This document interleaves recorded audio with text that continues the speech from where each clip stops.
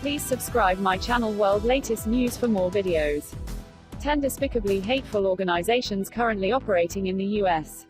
While everyone has political differences or conflicting moral beliefs, most of us treat each other with dignity and respect. However, some organizations either push virulent propaganda or engage in violent behavior in order to try and persuade others to join the cause. Here are 10 of the most despicably hateful organizations. At number 10, Moorish sovereign citizens. Though less physically violent than some of the other groups on this list, members of the Moorish sovereigns nevertheless have a hate-filled agenda they intend to force on the rest of society. Closely associated with the Afrocentric Moorish Science Temple of America, the group believes they are Moors, the historical group of black Muslims which occupied much of northwestern Africa and southwestern Europe for centuries. Moreover, they are staunchly anti-government, believing not only that Moors were the first settlers of America but that a fictitious 19th-century treaty between the United States and Morocco shields them from the law. Today, their followers have begun to radicalize and turn to violence as a means to their ends. In 2016, Gavin Eugene Long, a man with connections to the Moorish sovereigns, shot and killed 3 police officers in Baton Rouge, Louisiana. At number 9, A Voice for Men. Though the men's rights movement has seemingly popped up out of nowhere in the last few years, there have been smaller movements going on for at least a decade, and in some cases, much more than that. One of those groups is known as A Voice for Men, founded by Paul Elam. It's a website which espouses a number of anti-feminist views, including calling for October to be renamed Bash a Violent Bitch Month. One of the largest sites which caters to that worldview, A Voice for Men has featured articles such as When Is It Okay to Punch Your Wife? And Elam tries to dismiss criticism by calling such writing satire.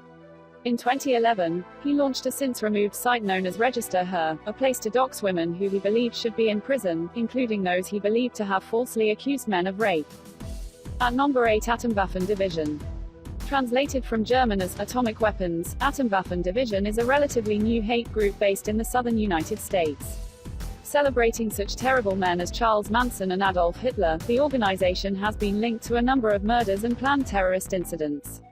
One member, Brandon Russell, was recently sentenced to 5 years in jail after being caught with bomb-making materials. Other crimes include the murder of Blaze Bernstein, an openly gay Jewish man who was visiting his family in California in early 2018. He had been tricked by an old high school classmate of his who had been trying to bait gay men into meeting up with him, planning to kill anyone who responded to his messages. Hundreds of thousands of messages were leaked to the press later that year and many of the members were cheering on the murder. At number 7, New Black Panther Party. Though not a descendant of the original Black Panther Party, this new group shares a number of beliefs. However, they believe in a much more violent form of protest.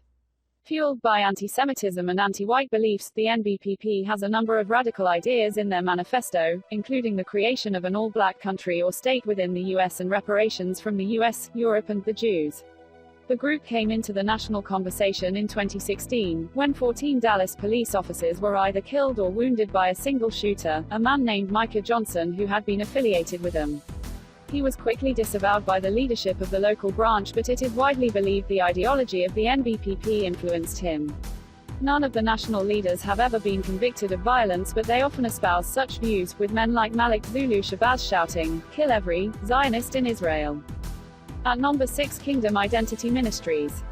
A relatively small town in northern Arkansas, Harrison is home to less than 15,000 citizens. Included among them is Mike Hallimore, the founder of something known as the Kingdom Identity Ministries. A proponent of a number of abhorrent views, such as the ethnic cleansing of all non-white residents of the U.S., he runs a group which believes the Christian Judgment Day is going to come in the form of a holy race war, utilizing biblical stories and Christian identity screeds. Kim is also frequently anti-Semitic, as they believe Jewish people are the offspring of even the snake in the Garden of Eden. Hallimore also funded the production and distribution of white power rock music CDs which were handed out to teenagers at high schools across the country. In 2010, those beliefs turned into real violence when one of Kim's followers murdered his friend because he had a Mexican girlfriend. At number 5, Jewish Defense League. An extremist group dedicated to protecting Jews from anti-Semitism by whatever means necessary, the Jewish Defense League has long been seen as a terrorist organization within the U.S. First founded in the late 1960s by a New York rabbi named Meir Kahan, the JDL had been in a decline since the 90s, when Kahan and his son were both murdered. Before that, they were known for a number of violent attacks, including bombings and assassinations. Anything was on the table if it helped further the goals, chief among them preventing a two-state solution to the Israeli-Palestinian conflict. However, those working to revive the group today now claim that it bears no resemblance to the old version. Evidence suggests otherwise though, as example after example has shown members assaulting people at protests across the world. To quote its founder, "To turn the other cheek is not a Jewish concept." At number 4, ACT for America. Founded in response to the 9/11 attacks, ACT for America is the brainchild of a woman named Bridget Gabriel. Staunchly anti-Muslim, the group has attracted a membership of as many as 80,000 people. Gabriel claims there are actually as many as 750,000 members. Utilizing claims about law-abiding citizens and relying on people's fears, ACT for America tries to get anti-Muslim legislation enacted throughout the country. They also perform surveillance on any places where they believe Muslims or pro-Muslim people might congregate, especially mosques and universities.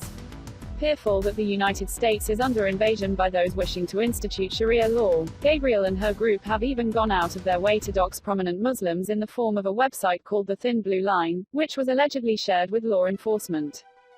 At number 3, Institute for Historical Review. Based in California, the IHR was, at one time, one of the most prominent Holocaust denial groups in the world. Since 2004, they have been unable to do virtually anything, though they still maintain a website through which they sell extremist writings.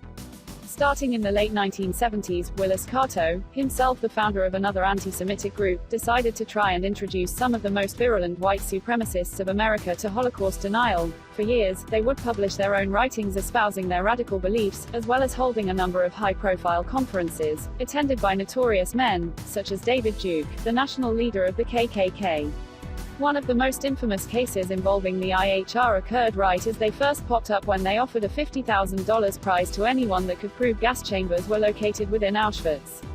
Faced with a man who quickly brought forth evidence, they quickly retreated, refusing to honor their word. It wasn't until 1995 that a court finally awarded the prize to the man, including additional damages. At number 2, League of the South. Headquartered in northern Alabama, the League of the South, LOS, is part of what is known as the Nationalist Front, essentially the name which covers a number of neo-Nazi and white supremacist organizations in the United States.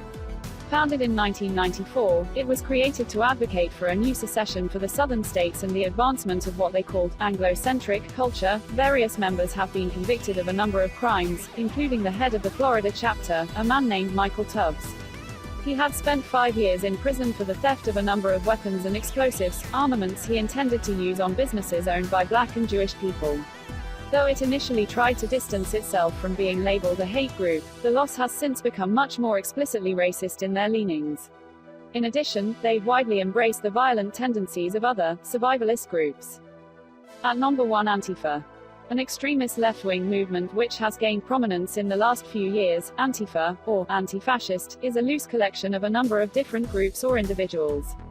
Some of the oldest groups were started in the early 20th century, acting as a counterweight to the rise of European fascism. Though their name claims to be anti-fascism, they have proven themselves to be anything but peaceful. There have been a rising number of reported incidents of violence, especially in encounters where they are protesting various groups on the right of the political spectrum.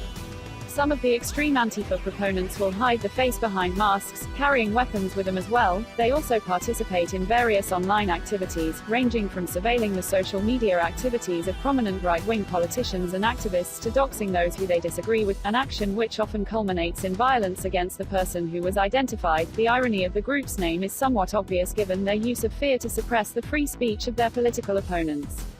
The Department of Homeland Security, in communication with the FBI, has referred to the group as domestic terrorists.